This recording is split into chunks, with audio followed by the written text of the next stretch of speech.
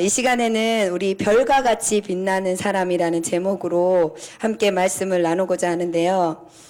혹시 그 마지막에 웃는 자가 진정한 승리자다 이런 말을 들어보신 적이 있으십니까?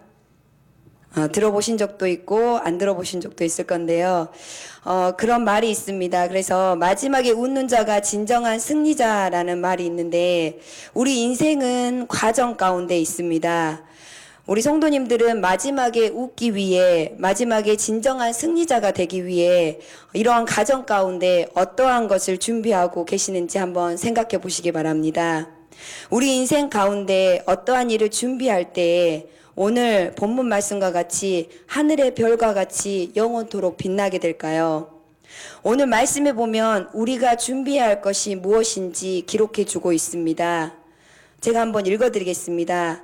땅의 티끌 가운데에서 자는 자 중에 많은 사람이 깨어나 영생을 받을 자도 있겠고 수치를 당하여서 영원히 부끄러움을 당할 자도 있을 것이며 지혜 있는 자는 궁창의 빛과 같이 빛날 것이요 많은 사람을 옳은 대로 돌아오게 한 자는 별과 같이 영원토록 빛나리라. 아멘.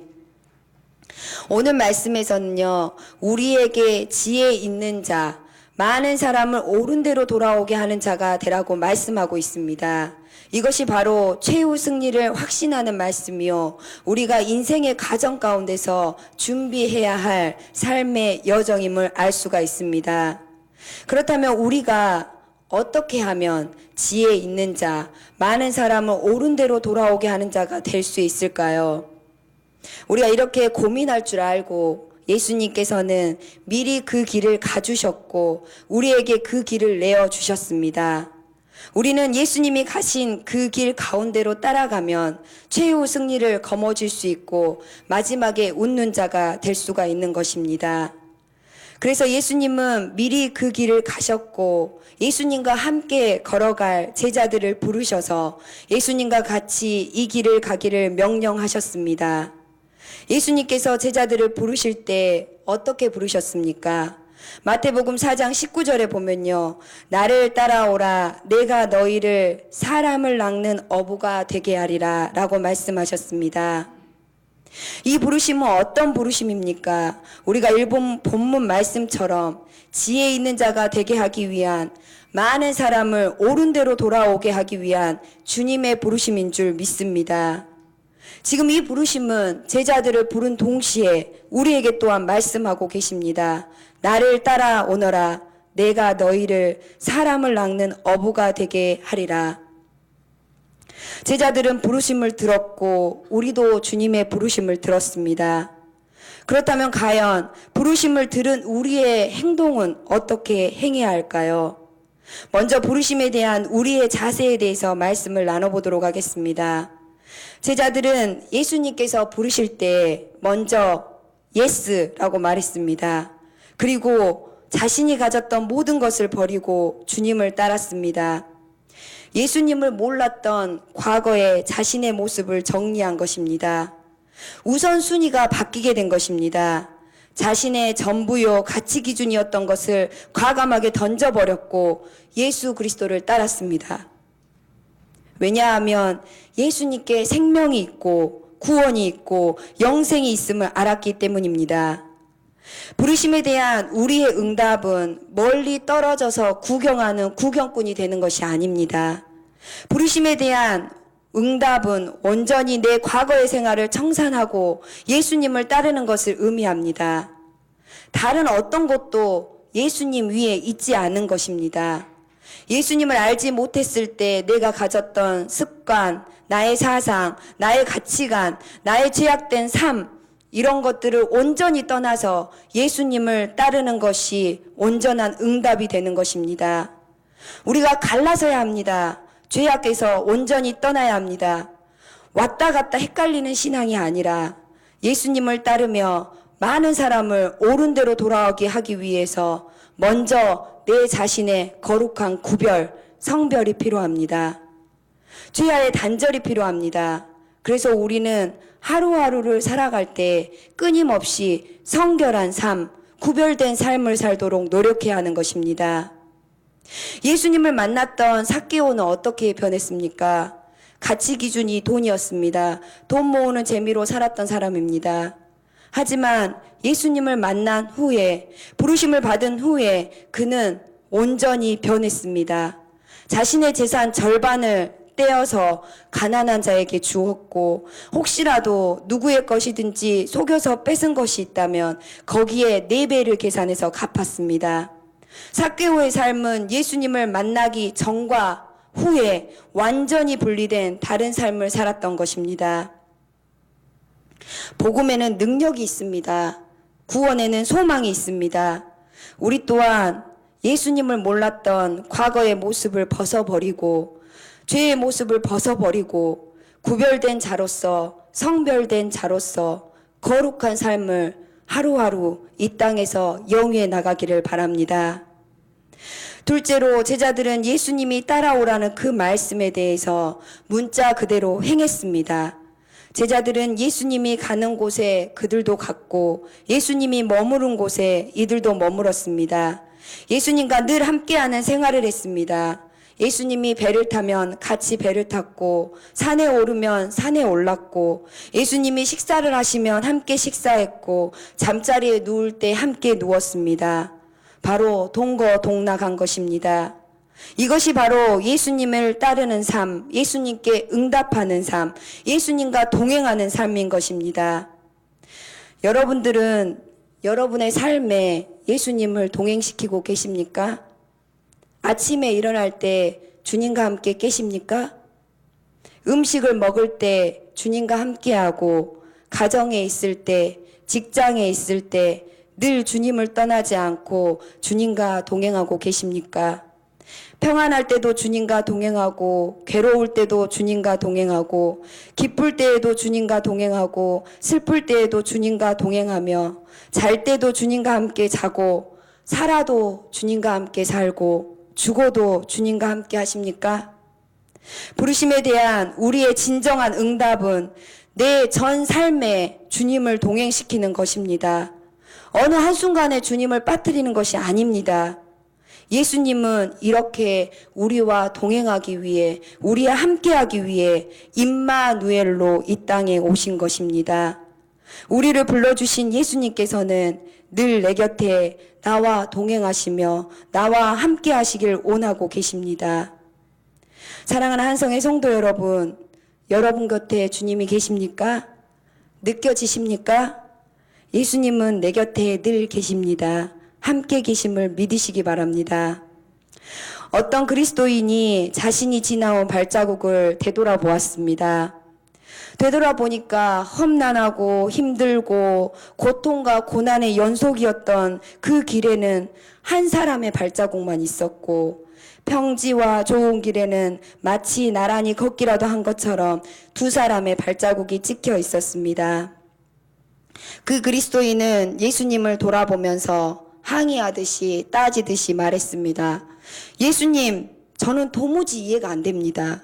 왜 평지와 좋은 길에는 예수님께서 저와 함께 걸어주셨고, 거칠고 험하고 고통스럽고 외로운 그 길 가운데는 저를 모른 척 하시면서 혼자 걷게 하셨습니까?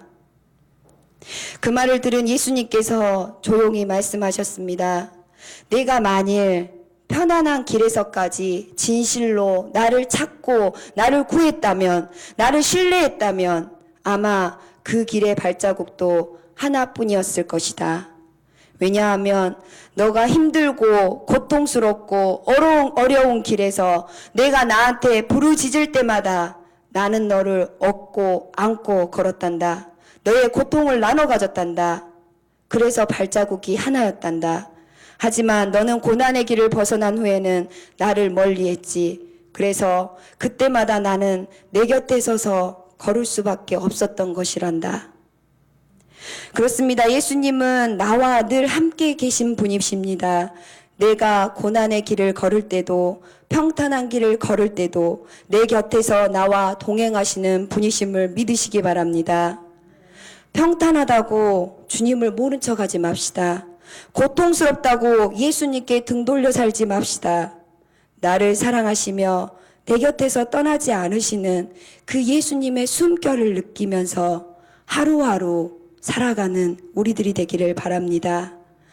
예수님을 내 전 삶에 인정해 드리고 예수님과 늘 동행하는 삶, 그런 삶을 사는 저와 여러분들이 되길 바랍니다. 예수님을 따른다는 것은, 예수님께 응답한다는 그런 삶은 예수님의 삶을 배우는 것입니다. 예수님은 어떠한 생활을 하셨습니까? 가난한 사람을 불쌍히 여겼고요. 병자들에게 긍휼을 베풀었고, 예수님의 도움에 필요한 사람에게 도움의 손길을 내밀었습니다. 제자들의 발을 직접 씻겨주시며 섬김의 모습을 보이셨고, 모진 핍박과 비난을 받으셨고, 십자가에 달려 돌아가셨습니다.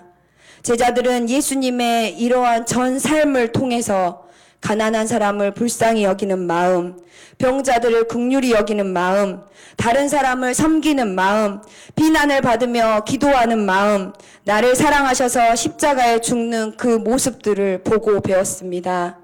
그리스도의 사랑을 배웠고, 그리스도의 용서를 배웠고, 그리스도의 담대한 마음을 배우고, 그리스도와 같이 사는 것을 배우고, 죽는 것을 배웠습니다. 예수님의 삶을 배우는 것, 행하는 것, 이것이 세 번째 예수님을 진정으로 따르는 응답하는 삶입니다. 사랑하는 성도 여러분, 나를 따라오너라 라는 주님의 말씀, 이 부르심에 대한 응답으로 우리의 모습은 예수님을 알기 전 내 모습을 다 벗어버리고 거룩하고 성별되고 구별되게 살고 계십니까? 내 전 삶 가운데 예수님의 동행을 인정해 드리고 날마다 아침에 깰 때부터 저녁에 잠잘 때까지 예수님과 함께 동행하고 계십니까? 예수님께서 남긴 그 발자취를 따라서 제자들이 예수님을 배웠던 것과 같이 예수님의 모습을 배우며 실천하고 계십니까? 예수님의 부르심, 나를 따라오너라, 내가 너희로 사람을 낚는 어부가 되게 하리라 라는 말씀이 내 안에서 살아서 움직이고 있습니까? 지금이 바로 내가 움직여야 할 때인 줄 믿습니다. 전파해야 할 때일 줄 믿습니다. 먼저 주위를 한번 돌아봅시다. 세상 가운데서 구원의 손길을 기다리고 있는 영혼들을 바라보시고 그들을 불쌍히 여기고 안타까워하는 마음을 가지시기 바랍니다. 그들이 복음을 몰라 죽어가기 때문에 안타까워하고 긍휼히 여기는 마음을 가지시기 바랍니다. 진리를 몰라 헤매고 있는 그 백성 때문에 기도할 수 있는 마음들을 가지시기 바랍니다. 예수님께서는 이 세상이라는 넓고 넓은 바다 가운데 그들을 거둬들일 어부로 여러분을 부르셨습니다. 이제는 이 부르심에 응답해야 할 때인 줄 믿습니다. 우리가 최후 승리, 마지막에 웃는 자가 되기 위한 준비를 해야 될 때인 줄 믿습니다. 하늘의 별과 같이 영원토록 빛나는 존재가 되기 위한 준비를 해야 할 때가 이때인 줄 믿습니다. 성도님들 중에 이런 말씀을 하는 분이 계십니다. 나는 전도하는 방법을 몰라 못하겠다. 이런 말씀을 가끔 하시는데요. 그에 대한 답은 한 가지입니다. 뭐냐면 직접 해보는 겁니다. 전도하는 가운데 전도하는 방법을 배우게 되고요. 처음부터 잘하는 사람은 아무도 없습니다. 해보고 또 하다 보면 전도는 내 것이 되고 노하우가 생기고 기회가 생기고 그리고 전도할 수 있는 길이 열리게 됩니다. 해보지 않고는 절대 해낼 수 없습니다. 모든 일이 그렇습니다.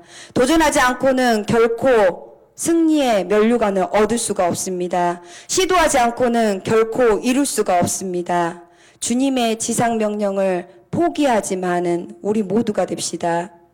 이번 주 주일에 저희가 또 전도하러 나가는데요. 우리가 함께 나가서 함께 움직이고 함께 주님의 명령을 실천해보는 그런 귀한 시간이 되길 바랍니다. 도전해보고 시도해보고 노력해봅시다. 주변에 믿지 않는 사람들에게 복음을 전하는 것이 주님께서 주신 우리의 지상 명령입니다. 내 가족에게, 내 친구에게, 내 직장 동료에게, 내 이웃에게 예수님을 전하는 우리가 됩시다. 우리가 복음을 부끄러워할 때가 있습니다. 그렇기 때문에 사도 바울은 이렇게 말했습니다. 내가 복음을 부끄러워하지 아니하노니 이 복음은 모든 믿는 자에게 구원을 주시는 하나님의 능력이 됨이라. 아멘.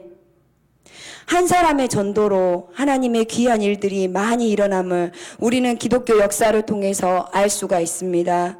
주일학교 선생님이었던 에드워드 킴볼이 무디에게 복음을 전했습니다. 구두방에서 일했던 무디를 찾아가, 배우지 못했던 무디를 찾아가, 킴볼 선생님은 무디의 어깨를 짚고 그리스도께서 무디를 얼마나 사랑하시는지 복음을 전했습니다.